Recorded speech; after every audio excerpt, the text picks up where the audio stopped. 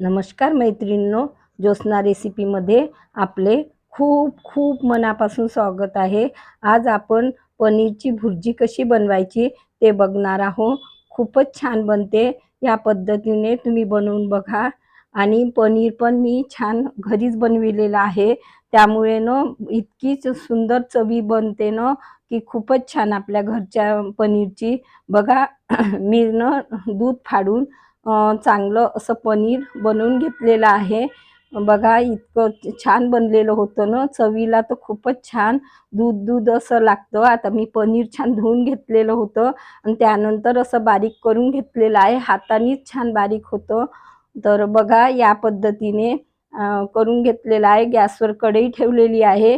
1 चम्मच तेल गरम करून घेतलेलं आहे। आता मी बटर टाकलेलं आहे। सुरुवातीला टाकलं ना बटर तर जळून जातो, म्हणून तेल गरम झाल्यानंतरच बटर टाकायचं। आणि 1 चम्मच जिरे टाकलेले आहे आणि अर्धा चम्मच मोहरी आणि जिरे मोहरी छान तडतडू द्यायची। आणि मग यामध्ये ना बघा हा बटरही वितळून जातो।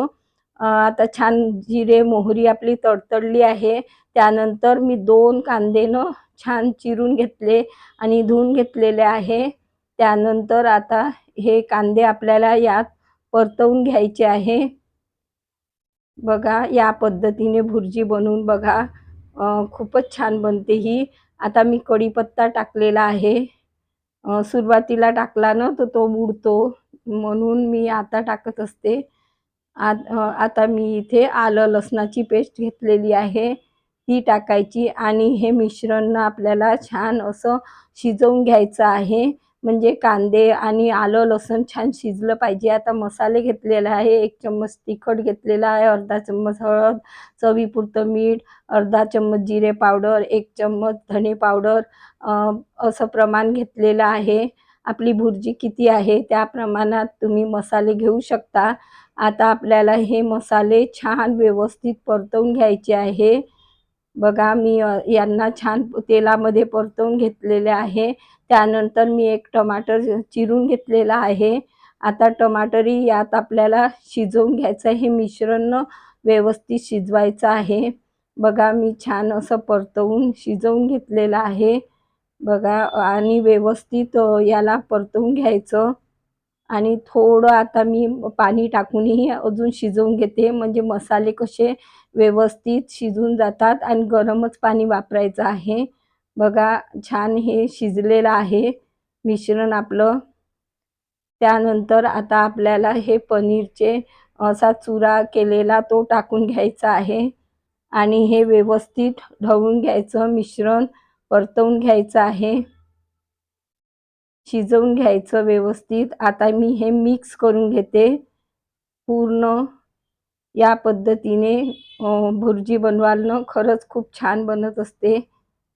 बघा मी पूर्ण मसाल्यामध्ये आता हे पनीरचे आपली बारीक केलेलं पूर्ण मिक्स करून घ्यायचं आहे। आणि त्यानंतर मी गरम पाणी सोडलेलं आहे।